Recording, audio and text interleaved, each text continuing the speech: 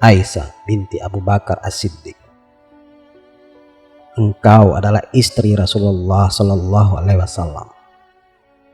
Rasulullah menikahimu bukan karena syahwat.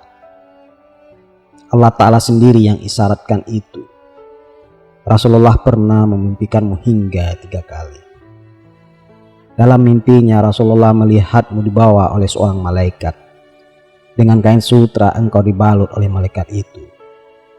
Sembari malaikat memberitahu sang Nabi, istri sang Nabi lah yang dibawakan malaikat itu.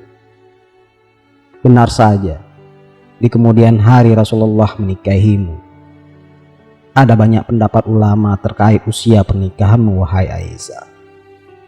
Ibnu Hajar Al-Asqalani meyakini saat itu usiamu sudah 19 tahun. Sebagian ulama lainnya menyatakan usiamu waktu itu 10 tahun. Allahu a'lamu bissawab. Duhai Humaira, engkau adalah gadis yang berperangai baik, berkulit putih, berparas elok, bermata besar, berambut keriting, dan bertubuh langsing. Dan tentunya memiliki pipi yang merona dan kemerah-merahan. Rasulullah sendiri yang mendidikmu hingga menjadi istri yang ideal.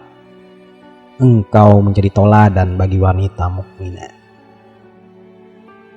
Rasulullah mengajarkanmu untuk sederhana menjalani hidup, tak tergiur oleh kenikmatan dunia.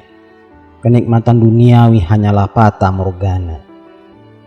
Engkau sendiri pernah menceritakan betapa sederhananya menjalani hidup bersama Rasulullah.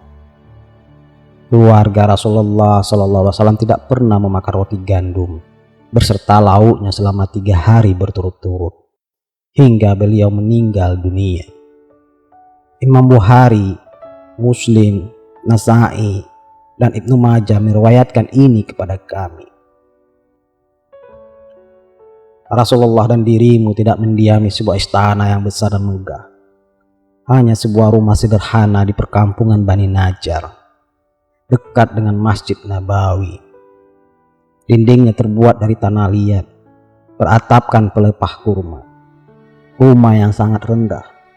Jika orang berdiri, atap pun dapat disentuh. Begitu sederhana. Kesederhanaan itu telah mengajarkanmu menjadi wanita yang kuat, penuh cinta akan Rasulullah. Bukan karena harta, tapi murni karena cinta yang tulus. Engkau pun menjadi wanita yang tangguh, qanaah, ahli syukur, zuhud, dan rendah hati. Rasulullah mengajarkan arti penghargaan kepada istri, kepada engkau, wahai Aisyah. Pernah satu kali, ketika dirimu memasak terlalu asin buat Rasulullah, namun sang Nabi tetap menyanjung makananmu. Sajian itu dilahapnya. Engkau kerap didera api cemburu ketika Rasulullah menyebut istrinya yang lain.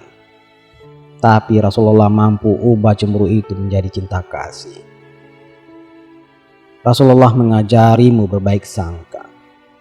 Satu malam pernah engkau mencurigai sang Nabi ketika meninggalkan kamarmu diam-diam. Rasulullah pun menasihatimu. Itu berarti engkau telah dihinggapi setan. Padahal tujuanku pergi tanpa suara, agar engkau bisa beristirahat dengan tenang. Sebab aku mendapatkan giliran ronda berjaga malam ini. Begitu sabda beliau. Betapa beruntungnya engkau, wahai Aisyah. Rasulullah menghadap ilahi Rabbi di pangkuanmu. Saat itu, sang Nabi mulai sakit pada 29 Safar tahun ke-11 Hijriah. Semakin hari kian parah sakit Rasulullah. Hingga detik-detik sakaratul maut datang. Sang Nabi berada di pangkuanmu, wahai Aisyah. Ketika Abdurrahman bin Abu Bakar datang membawa siwak, dan Nabi memandang ke arahmu, engkau pun berkata, "Mau aku ambilkan untukmu?" Rasulullah menganggukkan kepalanya tanda setuju. Setelah engkau sendiri mengunyah siwak itu, lalu siwak itu engkau gosokkan kepada mulut Rasulullah. Oh, hingga maut mendekati, cintamu kepada Rasulullah tak berubah.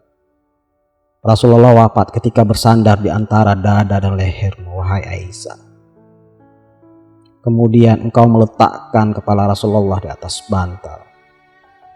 Ya Rabb, baginda Rasulullah wafat ketika itu. Seluruh hulunya bertawaju menujumu. Ya Rabb, Allahu Rabbi, pertemukan kami dengan Rasulullah kelak di akhirat. Berikan kami dari syafaatnya. Kumpulkan kami bersamanya di surga. Amin. Allahumma amin.